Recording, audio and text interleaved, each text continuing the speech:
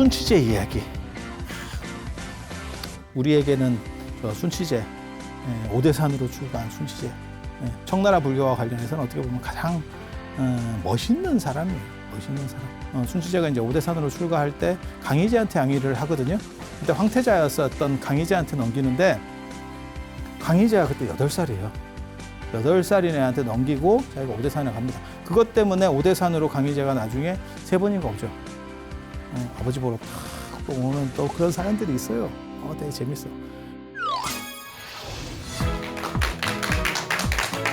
안녕하세요. 인류 문명사에서 가장 위대한 여정이 있는 붓다로드에 오신 것을 환영합니다. 이제 중국 불교도 거의 다 끝났습니다. 이제 청나라 이야기 지난 시간에 이어서 마저 해드릴 수 있도록 그렇게 하겠습니다. 청나라 이전에 명나라가 있었잖아요. 명나라는 진짜 그러니까 송나라하고 명나라, 중국 한족 국가로만 따지면 한나라, 송나라, 명나라 정도가 예전 나라들 빼놓고 뭐 하나라, 은나라, 주나라 뭐 이런 나라는 그게 역사적으로 사실은 연원 찾기도 상당히 어렵고 우리가 아는 거는 이제 춘추 전국 시대부터거든요. 그렇다 보니까 그때는 이미 쪼개져 있었고 그래서 통일 제국으로서 어느 정도 이상의 힘을 쓰고 그다음에 중국 한족들의 국가는 한나라, 그다음에 송나라, 명나라 정도가 답니다. 그러니까 중국 이 한족들이 그렇게 대단한 민족이 아니에요. 떡대만 크지 약간 덩치 큰 호구형 같은 그런 느낌이 강합니다. 그리고 잘 나가는 왕조는 당나라, 그 다음에 이 청나라입니다. 청나라. 뭐 원나라는 딱히 중국 안에서의 나라라고 말하기도 어려워요. 워낙 덩치가 크고 그 다음에 여러 가지들이 복합적으로 연결돼 있었기 때문에 그 당시에 그래서 원나라를 제외하면 그리고 원나라는 또 약간 짧습니다. 연대도. 그런데 한나라도 약간 무능한 왕조고 송나라는 지난번에 제가 정리해드린 것처럼 그냥 주변에 약간 두드려 맞다가 근데 문화적으로는 상당히 융성했던 나라예요. 그리고 이 명나라라고 하는 나라는 사실은 변태적인 나라예요. 그래서 조금 많이 뭐라 할까 일상적인 국가 체계하고는 좀 다릅니다. 그러니까 무능의 끝판왕. 그러니까 변태라고 해서 이상한 변태가 아니고 이렇게 무능할 수 있나 싶을 정도로 그래서 암군들이 제일 많이 나온 게 명나라예요.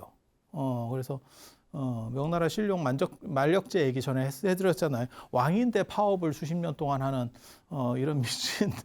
그러면 자기가 내려오든지 도장을 찍어줘야 뭘 정치를 하든지 말든지 할 거 아니야. 세상에 그런 아마 전 세계 왕조 국가에서 거의 유일할걸요. 유일할걸. 그러니까 어떤 시기에 사람이 그럴 수는 있어. 그리고 만약에 조선 같으면 그런 정도면 뒤집어졌죠. 나라를 뒤집어야죠. 끌어내려야죠.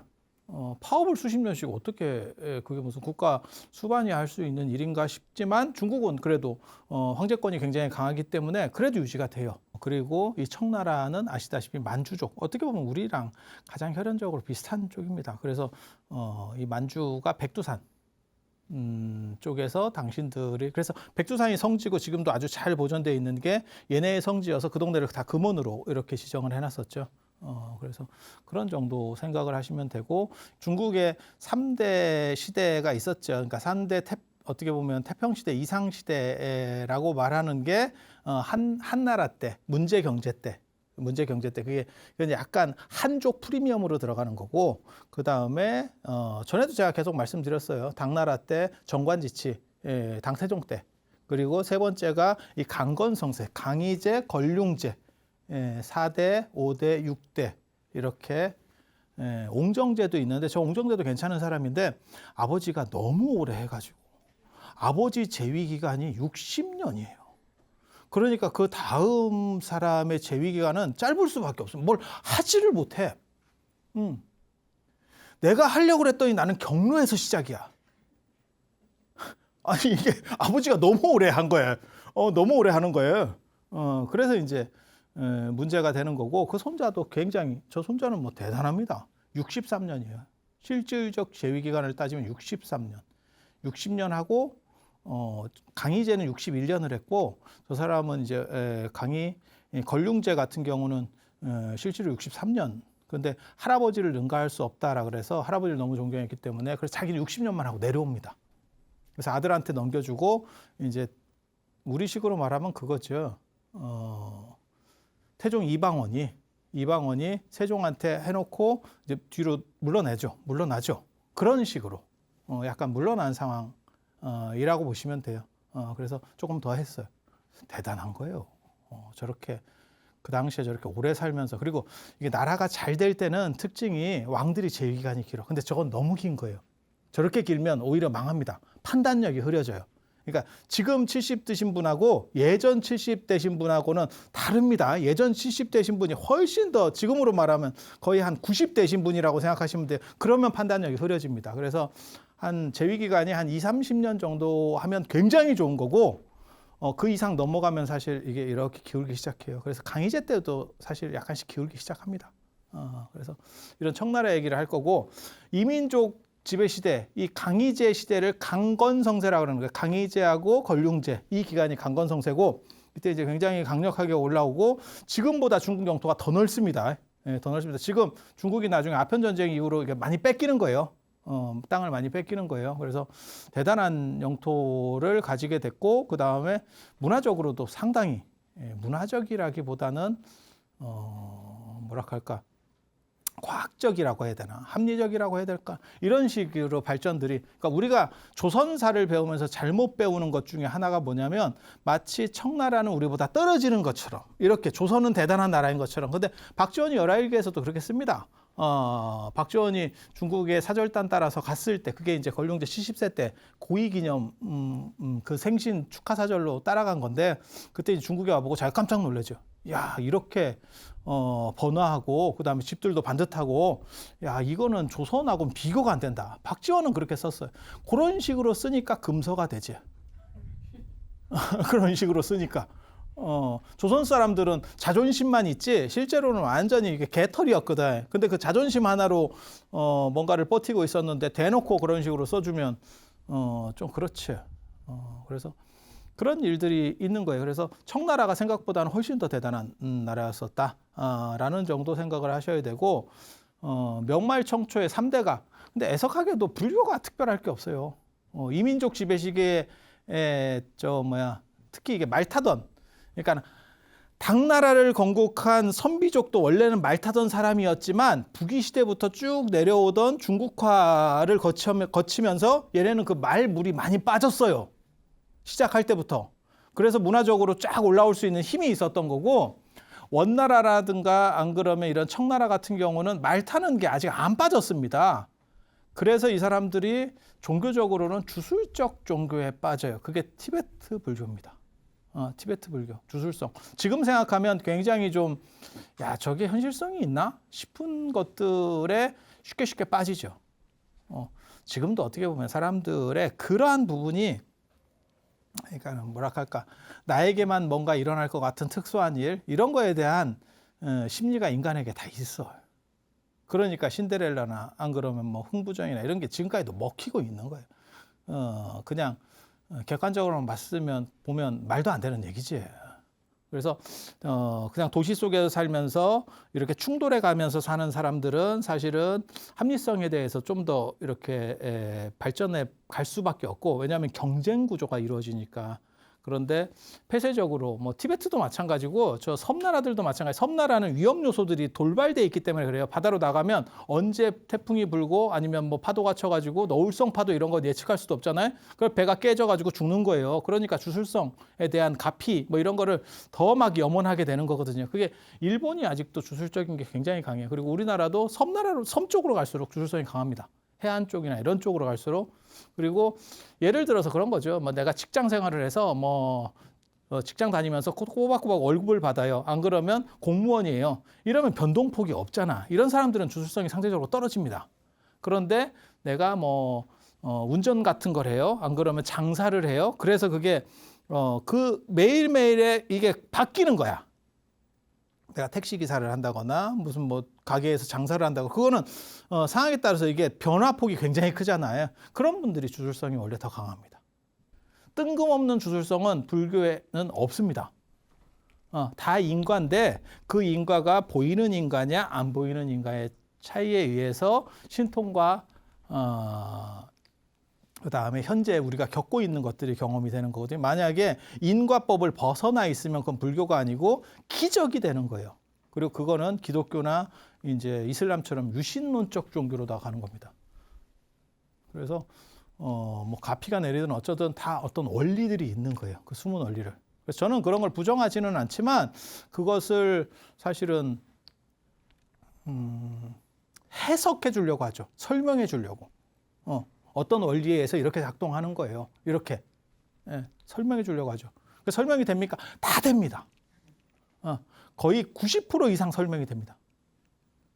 그런데 아무튼 티베트 사람들이 그런 거를 약을 많이 팔았고 거기에 원나라 몽고 분들이나 안 그러면 청나라 만주족 분들이 많이 넘어갔다더라. 홀라당 많이 넘어갔다더라. 그리고 예전에는 이런 데 잘 넘어가는 이유 중에 하나가 뭐냐면 귀족이나 이런 사람들은 신분이 좋고 돈이 있는 사람들은 일단 행복하고 건강하고 그다음에 내가 사후에 어떻게 좀 좋은 데로 가고 그런 데 많이 꽂혀 있어요. 별로 할 일이 없거든 현실에서. 돈 없어도 되니까. 우리는 없어도 되는 게 아니고 안 벌어도 되는 거죠. 돈이 너무 많은 거죠.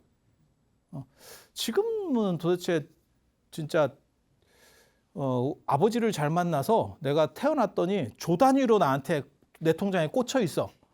이런 사람들의 목적은 뭘까? 아니 그거는 저도 잘 모르겠어요. 근데 옛날 사람들은 그런 경우들이 주술적으로 많이 갑니다.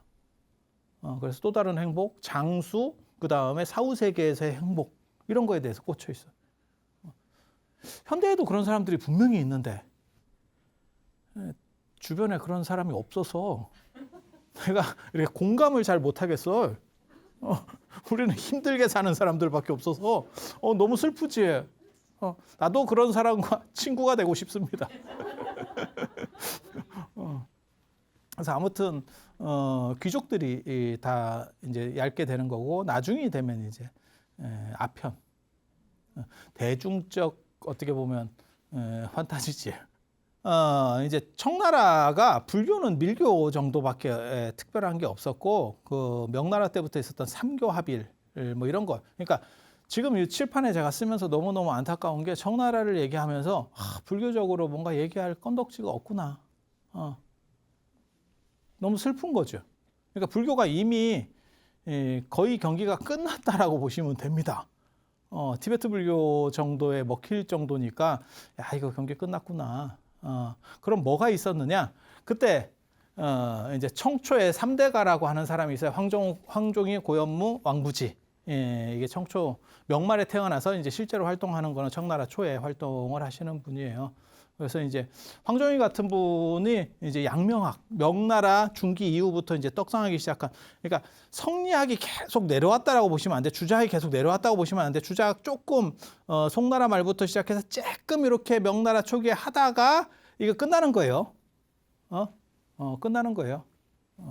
그래서 그런 정도로 해서 끝나고 양명학이 들었으면 양명학이 주류가 돼요. 그래서 황종이라고 하는 사람이 이제 양명학자로서는 최고인데 이 양명학의 특징이 불교에 교종과 선종이 있다. 제가 그런 얘기 해드렸잖아요. 교종과 선종. 선종은 우리식으로 말하면 조계종과 천태종인 거고 교종은 화엄종과 법상종입니다. 유가종이라고도 하는 유가법상종. 이게 이제 대표적인데 조계종이라는 명칭은 없어요. 그냥 편의상 알아듣기 쉽게 하려고 이게 선종하면 이것만 생각하니까. 근데 천태종도 선종이라서 이렇게 얘기를 해드리는 거예요. 그래서 이거는 밑에 쪽은 수행, 이쪽에는 공부 이렇게 중심으로 깔린 거고 이러한 흐름을 이런 식의 논리 구조 속에 있는 그러한 흐름과 연장되는 게 주자학이에요.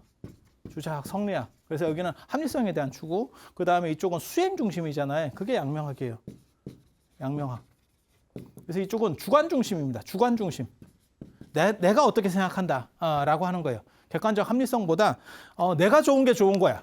그러니까 여러분들 같은 경우는 그거 있잖아요. 우리가 개발 시대를 사신 분들의 특징이 합리적인 거고 그 다음에 내가 만약에 손해를 보더라도 전체가 이익될 수 있으면 내 집안이라든지 전체가 이익될 수 있으면 그럼 하는 거지. 결혼하신 분들 중에서 어른 중에 결혼하신 분들 중에서 그냥 아버지가 시키니까 해서 한 분들도 있어요. 나이 돼서 그냥 가는 거야. 왜 애를 낳습니까? 그냥 낳아야 되니까. 특별히 뭐 생각을 하는 게 아니고. 근데 요즘은 어때요? 결혼을 하려고 해도 이놈이 하는지 안 하는지 자기에게 뭘 재요.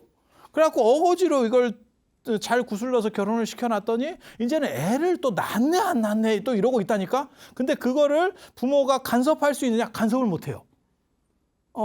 예전에는 그러니까는 여러분 세대만 같아도 애가 안 생기면 뭐 보약을 뭐 준다거나 오만 눈치를 주던 시절이 있었어.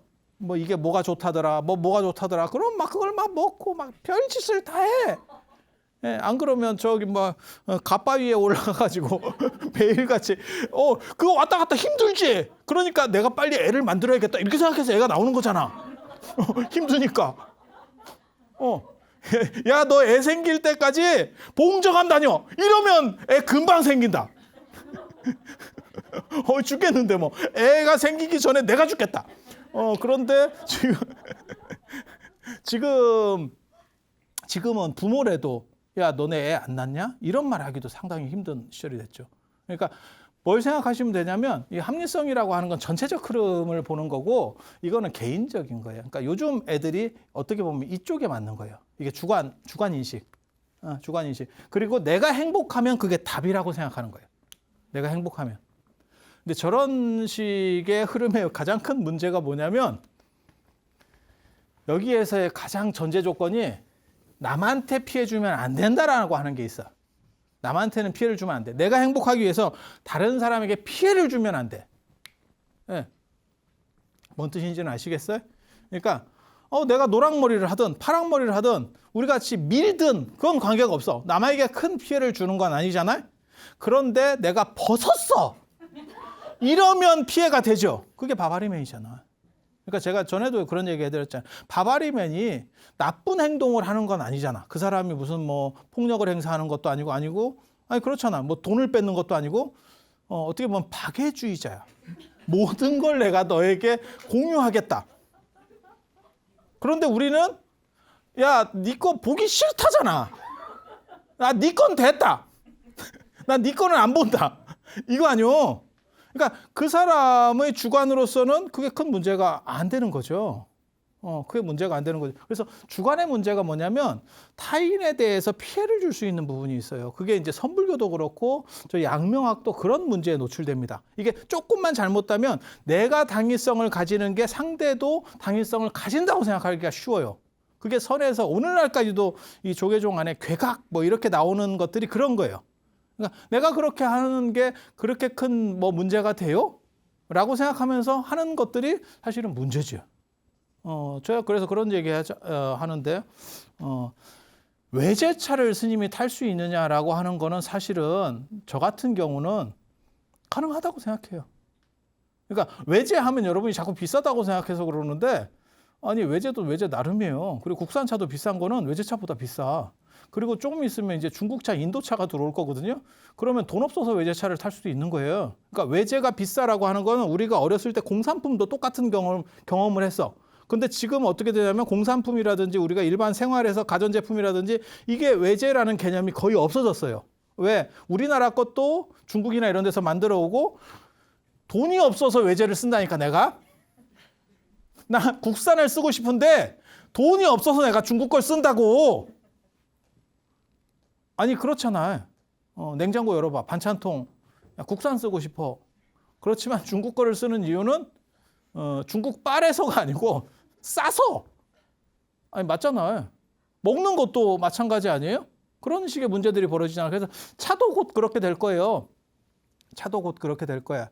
그리고 안전을 위해서라든지 이런 거를 고려해서 나는 국산차가 위험하다고 생각해서 라고 생각하는 사람들도 있을 거고 그래서 그런 판단들에 대해서는 여러 가지 다각적으로 생각해 볼 요소들이 있다라고 생각해. 그런데 스님들이 가장 일반적으로 많이 쓰고 다니는 여름철에 쓰고 저는 그 모자를 절대 안 씁니다. 이렇게 챙 큰 거 있어요. 밀짚 모자. 그거 싸고 별 볼 일 없어요. 그거를 타고 대중교통을 이용하면 절대 안 됩니다. 그러니까 외제차를 탈 수 있느냐는 논의 대상이 될 수 있는데 이거를 쓰고 대중교통이나 지하철을 타면 안 돼요. 아니면 쓸 거면 벗어서 가슴에 껴안든지. 왜? 피해를 주기 때문에. 그거 눈 찔러요. 그리고 여러 사람 붐비는 데서 그거 한번 쓰고 있어 봐. 우리가 그걸 배웠잖아요. 지하철에서는 신문도 접어서 읽어요. 그다음에 쩍벌남 하지 마세요. 뭐 이런 거 다 배웠잖아요. 그 논리 구조 속에서 보면 이 챙 큰 모자 절대 쓰시면 안 돼요. 그러니까 외제차는 남에게 피해를 주는 건 아니에요. 그것이 정당하냐의 논리만 따지면 되는 거야. 그런데 이거는 남에게 피해를 주는 거예요. 그런데 대부분 스님들이 사실 이게 피해라는 생각을 못 해요. 왜? 산에서 살아보면 이 거리 제한이 없기 때문에 피해가 안 되지. 그런데 대중교통 안으로 들어오면 피해지. 아니, 눈 찔른다니까. 정확하게 옆에 있는 사람들 이게 아니 그렇게 돼요. 저 같은 경우는 모자도 호주머니에 넣어서 댕기고 이렇게 해서 이렇게 쫄쫄이 같은 거 이렇게 딱 이렇게 해서 딱 쓰고 이렇게 그래 그지같이 댕기잖아. 왜? 이게 윤리의식이 있는 거야. 이거 대중에게 피해를 주면. 근데 선불교하고 이 양명하게 그게 흔들려요. 내가 옳은 것이 그러니까 내로남불로 빠질 이게 주관주의라는 게 원래 그런 거예요. 주관주의라는 게 내로남불로 빠지기가 참 쉬워.